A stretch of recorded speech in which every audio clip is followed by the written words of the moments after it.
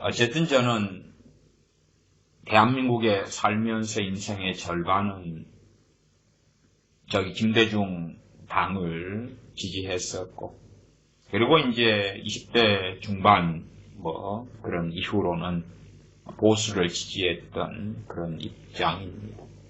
물론 저야 대학교 다니면서 주사파들의 행태와 주사파들이 제가 다녔던 학교에 다녔던 과에 선후배들이 거의 다 당시의 주사파들이었습니다. 또한 당시에 아주 강렬한 정교조 운동이 일어나기도 했었습니다. 실제로 제 같은 경우도 대학 수업을 빠지고 전교조 합법화를 위해서 뭘 모르고 6개월 동안 데모를 하기도 했습니다. 참교육 배지를 달고 싸우기도 했습니다.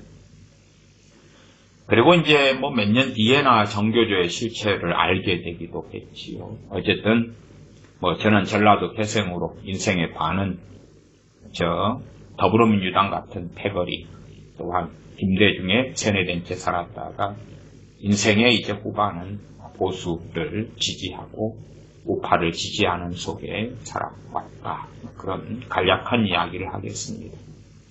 그리고 어쨌든 지금 보는 자유한국당 제1야당의 보수에 하는 행태가 상당히 심히 우려스럽다 하는 이야기는 할 수밖에 없겠습니다. 도로 탄핵당이 되어져 버린 김무성이나 혹은 유승민이나 끊임없이 소위 저는 그렇게 봅니다. 악인들과 손을 잡고 하나가 되어져 버린 그 세계 속에 들어갈 때에 하나님의 긍휼하심을 얻을 수 있겠는가? 저는 그럴 수 없다라고 믿습니다. 나아가서 이제 공천위원장이나 공천위원들 8명의 그러한 사람들을 볼 때에 이런 사람들은 대한민국의 상황이 과거 이명박 전 대통령이 감옥에 들어갈 때에 대한민국이 어느 지경에 이르렀는지 이해도 하지 못한 채 박근혜 전 대통령만 원망하고 욕하면서 들어갔던 것처럼 도무지 뭔가를 알지 못하는 사람들, 또 박근혜 전 대통령 같은 경우도 오히려 종북 좌파들과 상당히 손을 잡은 그런 일도 저는 있다 그렇게 봅니다. 말하자면 대통령이지만 대한민국에 흘러가는 이 종북 좌파들의 상황을 제대로 파악하지 못했다. 그런 책임도 아주 강하다 그렇게 보아요. 그런데 그러한 대한민국이 지금 어떻게 흘러왔느냐, 이 시국이 얼마나 위기 속에 있느냐를 알지도 못하는 자들, 그런 자들, 말하자면 태극기를 휘날리는 그러한 국민들이 어떻게 현 정권에 저항할 수밖에 없는가, 현 정권의 헌법에 대하여 부정하고 탈북자들을 북한으로 돌려보내고 북한의 정권과 하나 되고 국방을 무너뜨리고 김정은과 하나 되는 연방제를 추구하고 과거에도 2017년에도 개헌을 시도하려고 했다가 다행스럽게 무산되었지요. 소수인권법 등을 통해서 해오는 짓거리들부터 무수히 많은 악들이 존재하며 대한민국의 위기 속에서 그 위기가 알지도 못하는 다수의 사람들이 자유한국당의 공천위원이 되는 걸 보면서 도대체 황교안 대표는 어떤 사람인가 하는 생각을 할 수밖에 없습니다. 그러면서도 어찌됐든지 제1야당인 자유한국당을 지지할 수밖에 없다 하는 탄식을 합니다. 그리고 이제 제가 전부터 이야기해왔던 이 정광훈 목사님의 기독 자유당에 대한 이야기를 좀 해야 되겠습니다. 기독 자유당에 대한 이야기, 물론 보통 애국 집회에서 전면에서 했던 이야기와 그 다음에 후면에서 하고 있는 이야기는 좀 다릅니다. 그래서 많은 광화문에 나가는 분들은 전면에서 듣는 조금만을 듣고 이렇게 아시는 경우가 있는데 기독 자유당에 대한 후면의 이야기를 들으셔야 돼요. 후면의 이야기. 그래서 제가 크게 두 가지 내용만 좀 읽어드리려고 합니다. 첫째는 이제 이번 주 1월 21일 날 화요일 날 기독자유당 전당대회를 했습니다. 그때에 정광훈 목사님이 한 이야기. 그 다음에 좀 과거로 몇 달 전으로 거슬러 올라갑니다. 1월 21일이니까 2019년 10월 18일 날 기독자유당에 대해서 했던 정광훈 목사님의 이야기. 물론 제가 영상으로 다 자료를 다 가지고 있습니다. 그래서 거기에서 이제 소위 말하면 여러 단체 장들을 모아놓고 했던 그런 것들. 그래도 영상으로 다 지켜가지고 소위 내밀한 이야기인데 자료가 다 공개되어 있습니다. 그 두 가지의 자료를 가지고 이야기하려고 합니다. 말하자면 밖으로는 자유한국당 외치는데 그 안에서는 사실은 기독자유당이다. 그 말이에요. 그러한 두 가지 자료. 1월 21일 날 화요일 날 기독자유당 전당대회 때 하는 말과 그 약 석 달 전에 했던 이야기를 좀 읽어 드리려고 합니다. 또한 그에 대한 1월 21일 날 화요일 기독자유당 전당대회에 대한 것이 그래도 좀 이쪽 편을 들어주는 그러한 크리스찬 투데이 정광훈 목사님 편을 들어주는 입장의 뉴스 기사도 있습니다. 그것도 조금 봐보면서 이야기하겠습니다. 일단 기본적으로 이제 기독자유당의 총재는 작년인가 제가 알기로 4월인가 뽑았습니다. 그리고 물론 기독자유당의 후원회장은 정광훈 목사님이고 이분의 이야기가 자기가 이 당을 20년 동안 해왔기 때문에 공천권이든 무엇이든 간에 모든 권리가 자기에게 있다 했습니다. 그렇기 때문에 실질적 당수지요. 그러나 자기가 그런 말을 해놓고 당신이 기독자유당의 실질적 당수고 절대 권한을 가지고 있다 이야기하면 저주하고 욕을 합니다. 그러나 자기가 공천권부터 자기가 원하는 사람의 국회의원을 비례대표를 무조건 줄 수 있다 주장을 해왔는데 앞과 뒤가 다르니까 문제인 것이지요. 작년 4월인가 기독자유당 총재로는 고영일 총재, 고영일 변호사입니다. 주로 이제 항상 그러한 고발하고 고수하고 열심히 많이 합니다. 이 전 목사님이. 그때에 여기 고영일 총재 이분이 변호사거든요. 그리고 제가 알기로 사랑제일교회 교인입니다. 이게 그 사랑제일교회는 목사의 절대 권한을 정관과 교회 운영 원칙에 담임 목사의 절대 권한을 올려놓고 있는 교회지요. 그렇기 때문에 그 교인이 기독자유당 총재인데 그 안에 있는 거지 이게 다른 것입니까? 그리고 이 양반이 항상 정광훈 목사님의 교인 되어서 변호사로서 항상 고소하고 고발하는데 수임 맡아서 하는 사람입니다. 그렇기 때문에 실질적으로 누가 보더라도 기독자유당을 이끌어온 사람은 기독자유당 현 후원회장인 정광훈 목사다. 그렇게 알 수밖에 없습니다. 또한 나아가서 기독자유당, 물론 그 전에 당 이름도 많이 바뀌었습니다. 실천 무슨 당 이럴 때는 정광훈 목사의 양반이 이제 말하자면 기독교인들의 표심을 얻을 때에 첫째는 불교 사람들은 다 잡아다가 감옥에 넣어버리고 중들은 잡아다가 다 무인도에 넣어버려야 된다. 쳐넣어버려야 된다. 그 다음에 무인도에다가 헬기로 컵라면만 몇 개 던져주면 그 다음엔 대한민국 기독교가가 될 거라. 그런 이야기부터 횡설수설을 해왔지 않습니까? 아마 저 승려들 연단에 세우고 하는데 소위 애국집회지요. 그런데 불교인들에 대하여 정광훈 목사가 무슨 시리즈의 말을 했는지를 알면 학을 떼버릴 것 같아요. 근데 어쨌든 사람들은 한 면만 보니까 그렇다고 합시다. 그래서 이 기독자유당이 이제 20년에 걸쳐서 쭉쭉쭉쭉 어떻게 해오다가 이제 기독자유당 또 이름을 이렇게 가지고 그리고 2016년 3월에 또 창당을 했습니다. 왜냐하면 국회의원을 내지 못하면 또 이리저리 또 없어지고 복잡한 어떤 것들이 있습니다. 그리고 현재 기독자유당에는 몇 명이 있냐 그러면 약 10,000명 정도가 소속되어 있는 걸로 당원으로 알려집니다. 그리고 사랑제일교 1층에가 바로 기독자유당 사무실이 있습니다. 기독자유당의 주소지가 사랑제일교회고요. 그 다음에 1층에 로비 지나면은 거기에가 당사 사무실이 새로 있습니다. 그렇기 때문에 기독자유당과 정광훈 목사가 그냥 한 몸이다 이렇게 말할 수밖에 없는 그런 상황입니다. 그리고 이제 이번 1월 21일 날 세종문화회관에서 기독자유당 전당대회를 했는데 그때 정광훈 목사님 비례대표 1번은 김승규 변호사를 준다. 이분은 전 법무부 장관이고 전 국정원장입니다. 김승규 변호사가 비례대표 1번이다. 비례대표 2번은 장경동 목사로 정했다.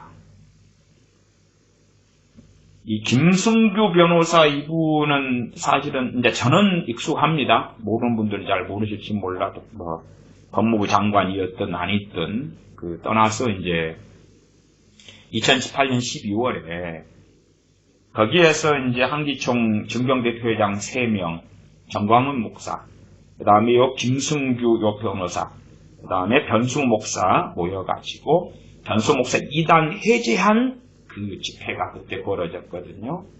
그때 이제 이 모였던 사람, 실질적인 이 사람이 김승규 변호사가 포함됩니다. 그래서 한기총 증경대표회장은 제자연 목사, 그 다음에 증경대표회장 진옥 목사, 그리고 또 그 누구죠? 어쨌든 그 양반. 그 다음에 이제 이 변승 목사는 담임 목사니까 그때 당시에가 사랑하는 교회 헌당식 하면서 임직식을 했습니다. 그때 증경대표장 3명. 이게 정광훈 목사님 이 양반이 이 증경대표장 이 사람들이 나한테 한기총 대표회장 하라고 했다. 그분들의 명령을 받아서 한다. 이런 이야기를 하는 사람들, 그때 이미 모였었고, 그때 모였던 사람 중에 이 김승기 변호사 이 양반도 그때 모여가지고 사랑하는 교회에서 축사를 했습니다. 근데 이 양반이 이제 비례대표 1번으로 한다 그 말이에요. 두 번째 장경동 목사로 정했다. 그리고 당선된 다음에, 이 두 사람이 당선된 다음에 한 달 뒤에 사표를 낼 거다. 그러니까 얼굴마담을 시킨다는 이야기죠. 그러면 밑에 있는 후보가 올라온다. 지금 기라성 같은 교수와 인재가 출마시켜달라고 난리다. 할렐루야, 기적이 일어나고 있다. 생각해 보십시다. 비례대표로 번호를 냈어요. 그래서 그 비례대표 후보들을 보고도 당을 지지하죠. 근데 이미 이 두 사람이 된 다음에 한 달 만에 때려칠 거라고 이미 사전에 이야기가 다 됐다. 진짜인지 거짓말인지 몰라도 그렇다면 소위 국민들을 개돼지로 여기고 있는 것이지요. 왜? 하지도 않을 사람들을 얼굴마다 내놓고 자, 이런 사람을 내놨으니까 우리를 뽑아야 된다. 아니 진짜로 계속 할 사람을 해야지. 근데 그렇게 해서 짜고 치는 고스톱으로 한다 그 말이. 이미 다 짰다. 짜고 치는 고스톱 했다 그런 거죠. 그래서 이 두 사람이 후보가 나가면 이제 국민들이 보고 와 장경동, 와 과거에 전 법무부 장관했던 김승규, 그리고 기독당을 찍는다 그 말이에요. 그 다음에 이제 자유한국당에 대해서는 실제로 자유한국당에 대해서는 두 가지 말을 계속해 왔습니다. 물론 저도 긍정적으로 크게 보지 않기 때문에 서두에 자유한국당에 대한 탄식하는 이야기를 했습니다만은 한쪽에서는 자유한국당을 위해서 광화문에 싸운다. 한쪽에서는 자유한국당은 아니야. 두 가지 면을 계속 이야기했어요. 그리고 실제로 이제 확실하게 자유한국당과 선을 그으면서 있었던 일들이 작년 12월 말 30일, 31일 또 1월달, 1월 2일, 3일 이럴 때에 자유한국당과 결별한다. 황교안 대표가 먼저 결별하자 그랬다. 그런 것을 계속 던져요. 그러나 광화문 집회에 나오는 사람들 가운데 자유한국당 지지자들이 많기 때문에 또 그렇게 말했다가 이렇게 말했다. 간을 자꾸 제가 볼 때 제 판단이에요. 간을 보는 것 같아요. 두 가지 말을 하니까. 하나님의 사람은 한 가지 말만 해라. 그 말이에요. 한 입으로 일구의원을 하지 말고 한 가지 말만 해라. 어쨌든 1월 21일 날 전당대회 때 한 말이 자유한국당에 기대할 거 없다. 어쨌든 이것도 다 찍어지고 기자들이 가고 동영상 촬영되고 다 그런 것입니다. 어쨌든 그러나 이제 거기에 모인 사람들은 끼리끼리 모인 거죠. 자유한국당이 기대할 게 없다. 황교안 장로는 공부가 안 돼서 교회를 가까이 하는 걸 두려워하고 나를 멀리하고 있다. 제 입장도 마찬가지입니다. 맨날 사고 마치고 말로 어떻게 맨날 터뜨리는데, 그래서 좌파들 코인이나 타먹게 하는 목사와 광화문에 가서 함께하면 도매꿈으로 넘어가게 생겼어요. 흠결이 없고 완전하라는 이야기가 아니라 최소한 세상의 정치인보다 더 정결함에 깨끗함에 지혜로움을 가지고 입도 더럽지 않고 그런 가운데 하면은 말하자면 정광훈 목사가 손을 잡으면서 중도도 끌어들이고 우파도 끌어들이고 좌파도 전향하게 만들고 그리 돼야 되는데 전체는 표를 잃어버리게 생긴 거예요.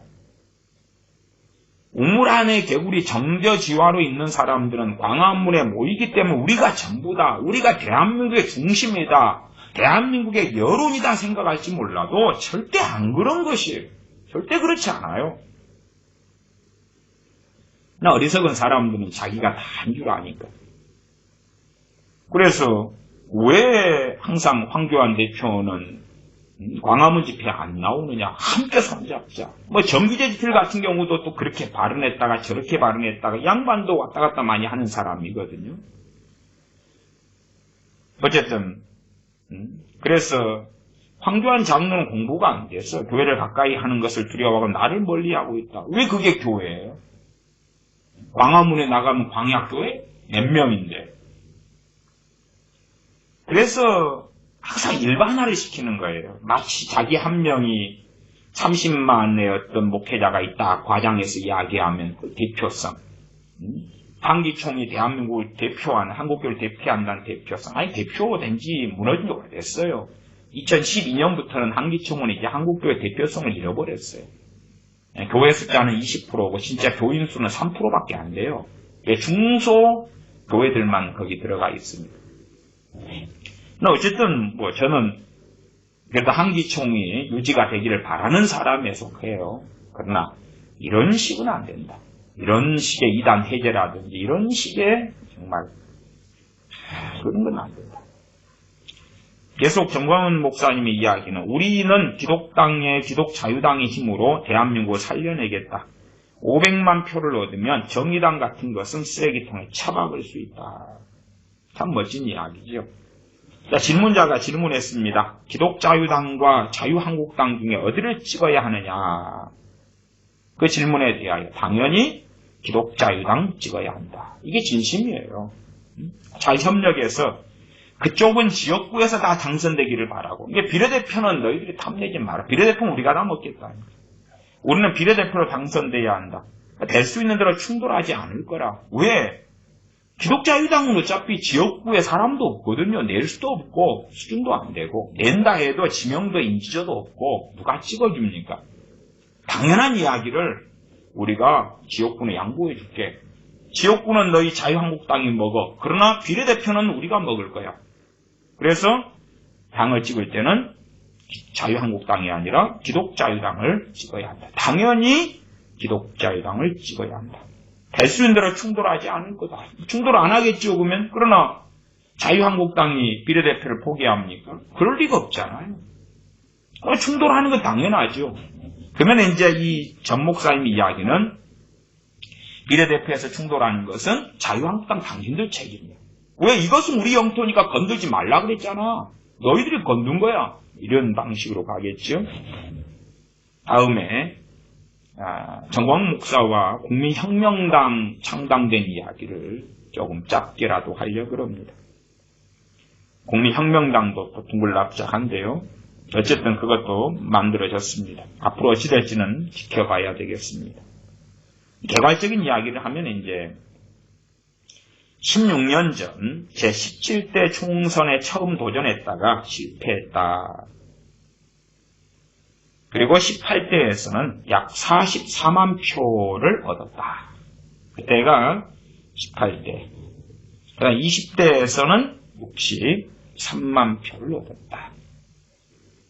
실제로 이제 정광훈 목사는 77만 표를 주장합니다. 그러나 20대에서 63만 표밖에 못 얻었어요. 77만 표는 거짓말입니다. 거짓말인데 정광훈 목사는 거짓말을 진짜처럼 항상 유감스럽게 이야기를 해옵니다. 이 77만 표의 진실이 뭐냐 그러면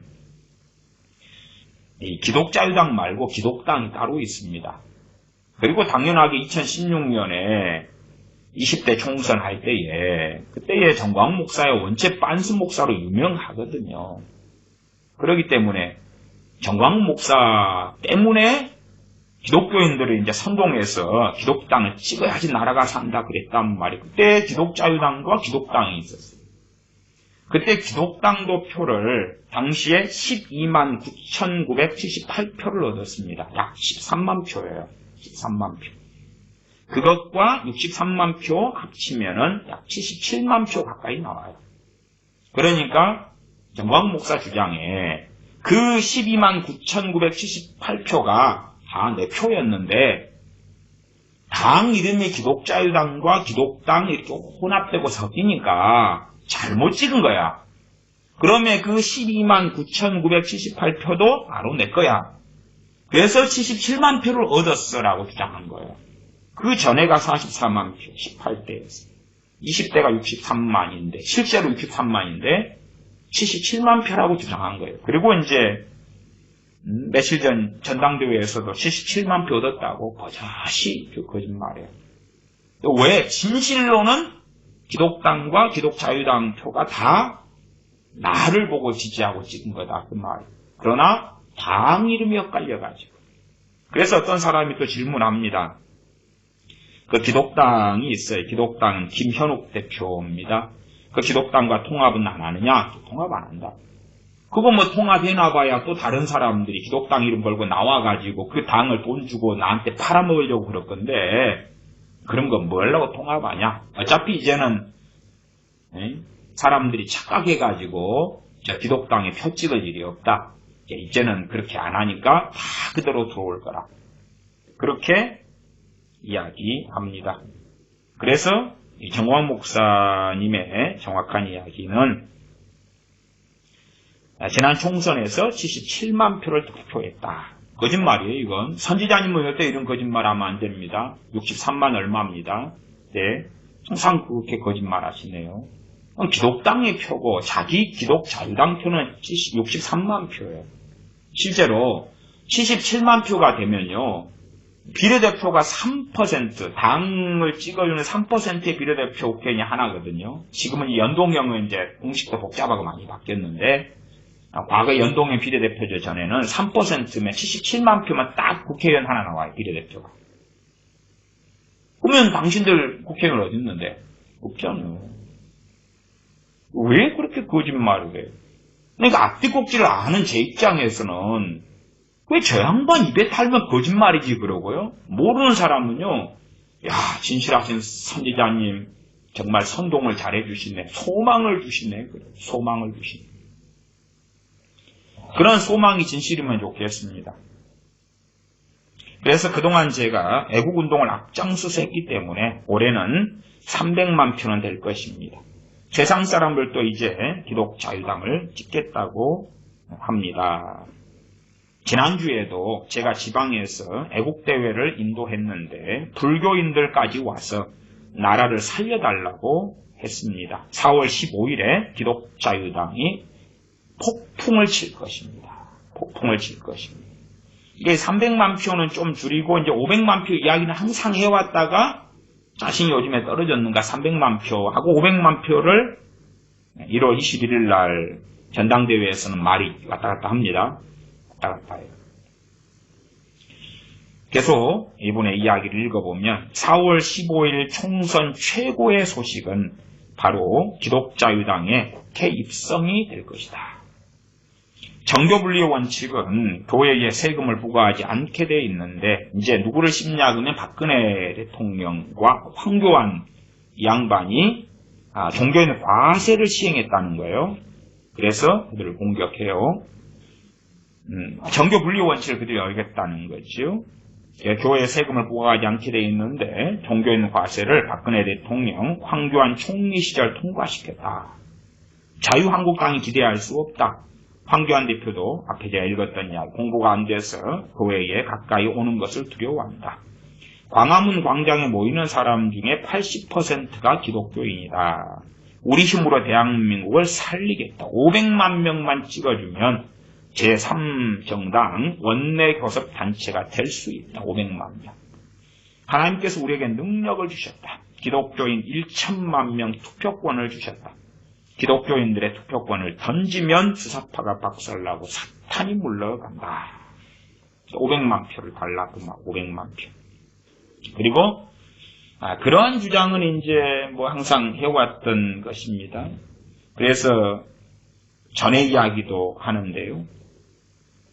크리스찬 투데이 기사로서 제가 읽어보면요. 실패했을 때 굉장히 속상했다. 실패했을 때가 실제로 정확하게는 이 20대 총선 때 63만 표지요. 그러나 이제 이 양반은 주장이 이제 다른 이야기를 하죠. 어쨌든 도대체 무려 1천만 기독교인들이 뭐 하나 하는 생각이 들었다. 그때 이제 2016년에 선거법 위반을 해버렸잖아요. 선거운동 하면서. 선거운동 이때부터 해야 된다. 근데 그 전부터 뭐 등등등.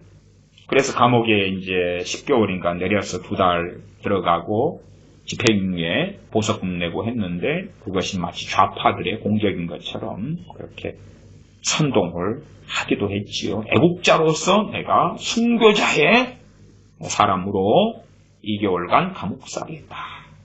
그런 이야기로 말을 바꿨어요.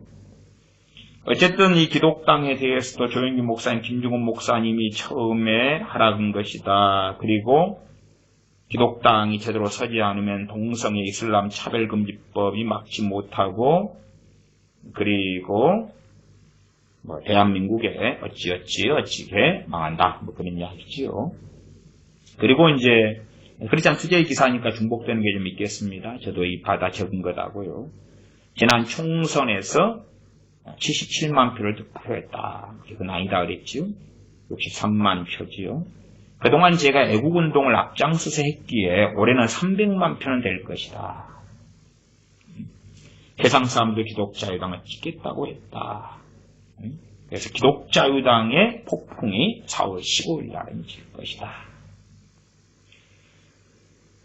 그리고 정교 분리에 대한 이야기를 좀 하고요. 그 다음에 이제 아까 이야기했던 황교안 대표에 대한 기독자, 자유한국당을 기대할 수 없다. 그런 이야기를 하고요. 그래서 500만 표 찍어달라는 이야기도 크리스찬 투데이 똑같이 이렇게 기사가 적어놨네요.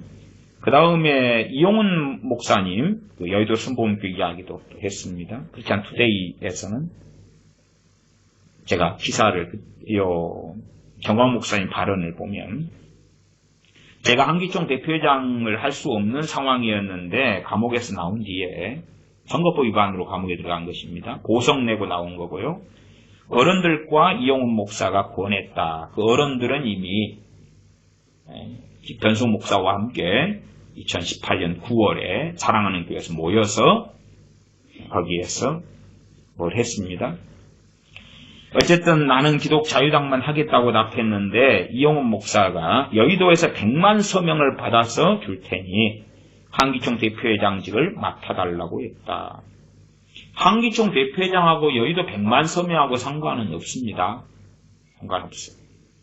이제는 150만 장을 해주겠다고 한다. 150만 장을 이용훈 목사님이 정말로 제가 앞 시간에도 이야기했습니다만은 여의도 순복음교회 교회는 해외에 있는 지교회들까지 해가지고 지금 46만 명입니다. 그 다음에 조영기 목사님이 이제 은퇴하시기 그때쯤에 피크를 찍었는데 그때가 약 83만 명이고요. 그 이후로는 제자들 교회를 독립을 많이 시켜줬습니다. 그 다음에 기아성이 서대문 측과 여의도 측이 2018년 11월에 통합하면서 그러면서 약 전체는 한 180만 명 이렇게 숫자가 되었다 이야기합니다. 근데 150만 장을 해주겠다고 한다. 그러면 300만, 500만도 할 수 있다. 무엇을 해주죠? 서명? 투표? 그 다음에 이 목사는요, 독재자가 아닙니다. 교인이 100명 있어도 목사가, 야, 100명 여러분, 기독당 찍으세요. 기독자유당 찍으세요. 자유한국당 찍으세요. 그럼 그렇게 되나요? 정말로요? 100명이 다 말을 들어요? 그것은 독재국가지요. 투표권은 다 개인이 가지고 있는 것입니다. 아니면 교회 안에는 전부 다 우파만 있습니까? 아니면 중도는 없습니까? 좌파는 없습니까? 아니, 좌파 우파 떠나서요. 언론에서 보는 뉴스나 기사 보고 그냥 좌파라기보다도 저게 사실인갑다. 아니면 요게 사실인갑다. 각 개인의 생각들이 있는 거예요. 굳이 이용훈 목사님이 150만 장을 해주겠다. 정말로? 어쨌든 저는 거짓말로 봅니다만은, 그리고 여의도 순복음교회 측에서도 거짓말을 다 그랬어요. 그것은 아니다 그랬으니까. 둘 중에 한 분 이상이 거짓말 하는 거겠죠. 정광훈 목사님 말, 하나님께서 우리에게 능력을 주셨다. 기독교인 1천만 명 투표권을 주셨다. 이것이 다윗의 물맷돌보다 더 능력 있다. 기독교인데 투표권을 던지면 주사파가 박살나고 사탄이 물러간다. 하나님께서는 반드시 대한민국을 사용하신다. 감사해요. 그렇게 정말로 되기를 바랍니다. 그리고 이제 과거 석 달 전 이야기로 가볼게요. 석 달 전 이야기. 석 달 전 이야기 때문에 사실은 물밑에서는 좀 복잡한 잡음들이 많이 있었어요. 2019년 10월 18일 날 이제 정광훈 목사님의 한 이야기입니다. 그때 무슨 이야기를 했냐 그러면, 내년이 되면 천지개벽할 일이 일어납니다. 왜?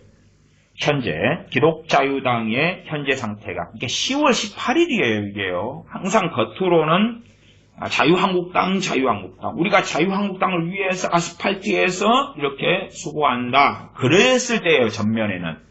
후면의 이야기가 이겁니다. 현재 기독자유당의 현재 상태가 비례국회의원 22석을 지나고 있습니다. 이제 22석을 확보하고 이제 23석을 향해 가고 있다 그 말이에요.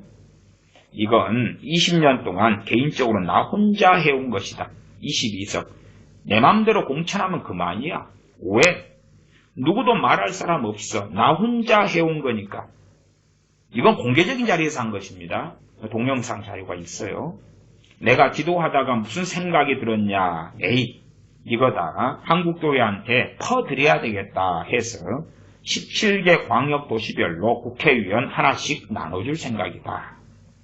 부산 그러면 여러분들이 한 명을 추천해 올리면 이건 선거도 필요 없어요. 비례대표니까 바로 국회의원 되는 거예요. 그냥 27개 광역도시에 내가 다 나눠줄 생각이고, 그리고 교단별로 하나씩 나눠줄 생각이다. 통합 측, 합동 측 다 나눠줄 생각이다. 국회의원을. 그리고 광화문 시민단체, 전국 고교연합, 구국동지회 등에 있어서 독실한 기독교인 추천할 경우에 내가 한 석씩 나눠준다. 정당 투표할 때 기독교인의 표가 967만 표다. 이 중에 절반만 정당 투표해서 기독자유당을 찍는다고 하면 기독자유당 국회의원이 50석이 넘어간다. 이 50석도 지금 어떤 계산이냐 그러면요. 이게 2019년 10월 18일에 연동형 비례대표제 안 된다고 막는다고 주장했을 때 이거 됐을 때의 수치입니다. 이게. 그러니까 정광훈 목사님 말 성견지명이 있어서 전체 그림을 그려가지고 이미 하나님이 연동형 비례대표제 통과될 줄 알고 하나님이 기독자유당을 준비하셨다라고 주장했습니다. 그러면 연동형 비례대표제 못 막았다고 황교안 대표를 공격하지는 마셔야죠. 하나님이 하셨다면서. 저는 연동형 비례대표제가 통과되도록 하나님이 하셨다는 그런 발언은 반대합니다. 왜? 그건 악법이니까. 허락하셨으면 몰라도 직접 하실 리는 없지요. 어쨌든 그래서 성견지명이 있어서 하나님께서 준비해놓은 그 놀라운 소위 전략 무기가 기독자유당이다 그 말이에요. 그리고 연동 비례대표제 되면 우리는 그 입장에서는 이미 50석을 확보한 거다. 그래놓고 앞에서는 이제 연동 비례대표제 반대, 또 뭐 공수처법 반대 그런 걸 앞에서는 했죠. 이 뒤에 10월 18일 날 이야기예요. 내년 4월 15일 한번 보세요. 대단한 일이 일어납니다. 대한민국을 새로 창조할 수 있습니다. 이 모든 애국운동은 내년 4월 15일이면 모든 결론이 납니다. 그래서 저도 4월 15일을 기다립니다. 선지자님께서 대한민국을 새로 창조할 수 있다 그러시고 이미 뭐 그때에 22석은 비례대표 확보해 놓으셨다 그러고 선지자님이 거짓말 하시겠습니까? 그럼 선지자님이 아니시지.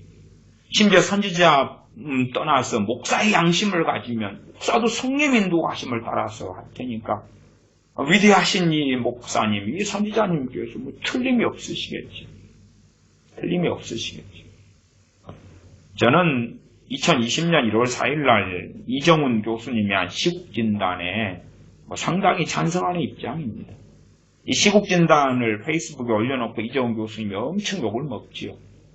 시국진단에서 크게 두 가지 사항을 이야기했는데 그 가운데 두 번째 것이 이제 정광훈 목사가 교회 내 사회주의의 부활을 역설적으로 돕는다. 그렇게 해서 시국진단을 했습니다. 그러면서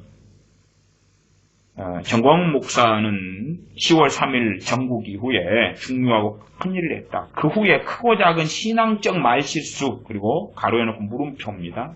신앙적 말실수라는 것은 하나님 까불면 나한테 죽는다 뭐 그런 것들입니다. 말실수했다 물음표 한 것은 이건 실수 보기 어렵다는 입장이겠지요. 신앙적 말실수에 대한 사고나 성찰 없이 정치적 행보를 계속함으로써 긍정 효과의 효용 체감의 한계점에 빠르고 간단하게 도달했다. 이제부터 내리막이다. 그 말이에요. 정광훈 목사가 전면에 서 있으면서 이제 표가 점점점 사라지고 나눠지고 나아가서 이제 거기에는 80%의 기독교인들이 있다 그러니까 그 표를 이 기독자유당이 비례대표는 흡수하겠다 그 말이지요. 어찌 될는지 보겠습니다. 어쨌든 사실은 이 2019년 10월 18일 날 22석 확보했고 그 다음에 한 자리씩 나눠주겠다 했을 때 이제 뭐 고교연합이나 아니면은 구국동지회나 이런 대표들이 모인 자리에서 했었거든요. 동영상이 이렇게 남아있고 그때 이제 고교연합 김일두 회장이 그걸 겪은 다음에 충격을 받았어요. 왜? 이면에서 정광훈 목사 이 양반은 기독자유당 가지고 이걸 하네? 충격을 받은 다음에 소위 말하면 글을 썼어요. 그 사항들을 가지고. 그랬더니 그때부터 이제 공적인 자리에서 정광훈 목사님 이 양반이 고교연합 김일두 회장님을 공격하고 비난하고 헐뜯고 막 욕하고 계속 그랬잖아요. 그때 10월 18일 이후의 영상들이 그런 게 많아요. 말하자면 앉아가지고 하는 거 있잖아요. 애국집회 연단에서 하는 거 말고 앉아가지고 그냥 샬라샬라 하는 거. 그때 이제 왜 이분이 10월 18일 날 있었던 국회의원 나눠줄게 그 자리에 참석해가지고 세상에 정광훈 목사가 원하는 것은 저거였네를 듣고 안 돼! 그러고 하니까 이제 말이 안 돼! 그리고 오픈을 해버리니까 물타기를 하면서 공격을 계속했죠. 나도 그래서 그 고교연합 김일두 회장님의 글도 읽고 또 이 10월 18일 날 이것을 듣고 난 다음에 이제 그 양반 공격당하는 거 보면서 야 정말 매도를 저렇게 당하는구나 그렇게 했었습니다. 말하자면 고교연합이 국회의원 한 자리 주고 고국동지에도 한 자리 주겠다. 교단지대 국회의원 나눠주겠다. 이런 글을 정광훈 목사가 말했다 그리고 올렸다고 말이에요. 있는 것을 올렸지 없는 것을 지어냈나. 근데 말이 아다르고 어다른 거니까 이제 선동을 위해서는 이런 사람을 아주 그냥 주사파의 앞잡이로 이 고교연합 김일두 회장 같은 사람을 만들었고 매도했지요. 어차피 내로남불이니까 내가 하면 노면 쓰고 남이 하면 분분이지. 그렇게 어쨌든 살아오는 것 같아요. 그래서 이종 교수의 시국진단에 좀 더 보면 여기에 더해서 전 목사가 밝힌 것처럼 이미 밝혔어요. 그러니까 이종 교수님도 좀 폭넓게 봤던 거지요. 4월 총선에서 기독당이 의석 확보를 위해서 매진하면 최악의 상황이 올 것이다. 지금 매진하는 것을 보고 있잖아요. 기독자유당의 의석 확보를 매진하는데 아직은 제가 볼 때는 간을 보는 것 같아요. 이 정광 목사님이 뺐다 넣었다 하고 완전한 커밍아웃보다도 꼭 신천지애들이 무료 성경학원 하면서 한 2주 3주 되면 이제 자기들의 교리를 야금야금 집어넣었다 간을 보면서 어떻게 할까 대중이 어떻게 하느냐에 따라서 하거든요. 그런 간을 보거든요. 지금도 말이 이랬다가 저랬다 그래요. 자유한국당 계속 까고 욕했다가 그 다음에 또 위하는 척 했다가 계속 그러고 기독자유당 표 달라고 했다가 말이 또 이렇게 계속 왔다 갔다 해요. 그러나 선거가 코앞에 점점 다가오면 다가올수록 이제 기독자유당에 대한 커밍아웃은 확실히 하겠죠. 그 다음에 이제 국민혁명당이 또 하나 등장했어요. 복잡한 겁니다. 국민혁명당은 조금 있다가 조금 이야기해보고요.